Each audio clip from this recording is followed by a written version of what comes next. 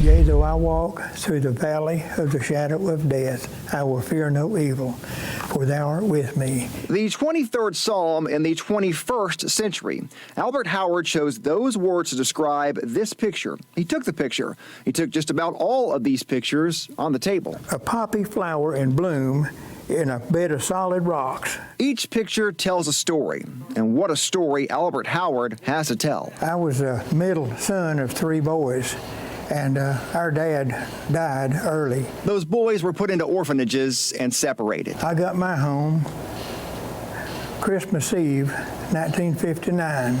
That makes this time of year even more special. It comes to mind every year on Christmas Eve, and my wife and I, we celebrate it together. He spent Christmas, 1967, in Vietnam. The Polk County News took this picture not long after he came home. Blood, sweat, and tears.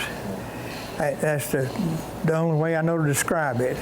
We saw a lot of combat. He told me about his homecoming in 1968. It was hard. It was very hard.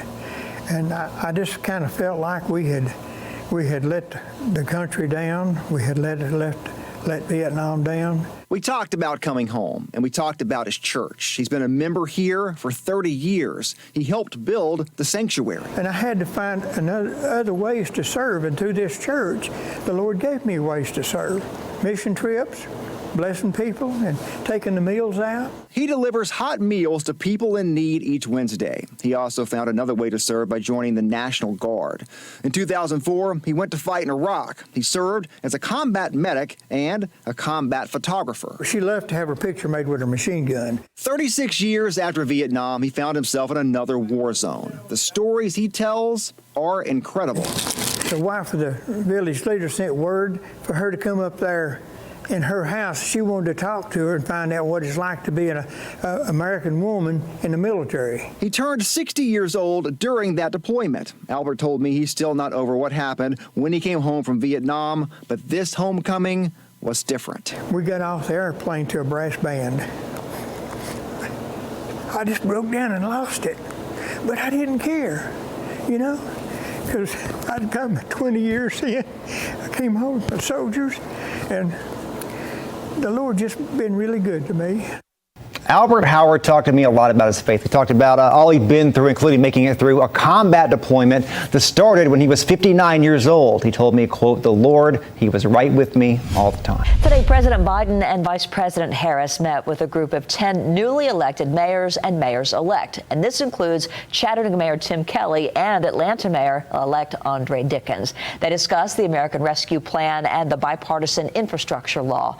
When asked by reporters when money could be coming in from the infrastructure plan, Mayor Kelly spoke on priorities. We're going to have a historic opportunity to fix our most urgent problems, and that, it's an incredible privilege to be a mayor in American City at this point in time. Another topic in the meeting was crime. Atlanta Mayor-elect Andre Dickens spoke on getting to the root of causes and how to solve it. We're all trying to make sure this isn't the new normal across our cities, and so we're really working on the root causes of crime. And some of the advisors, we've been talking about some of the things that's related to youth programs, because I know in Atlanta 60% of our crime is conducted by individuals between the ages of 13 and 25. The mayors and mayors-elect also met with Secretary of Transportation Pete Buttigieg, the Secretary of Housing and Urban Development, as well as some others. Do you swear or affirm to tell the truth, the whole truth, and nothing but the truth, so help you God? Yes, sir. The case, Patten Towers versus resident David Elliott. Does he owe back rent? Yes, sir. A fire at Patten Towers in March forced nearly 200 residents out for months, including Elliott. Nothing about them was communication with management the whole 7 months that we was out.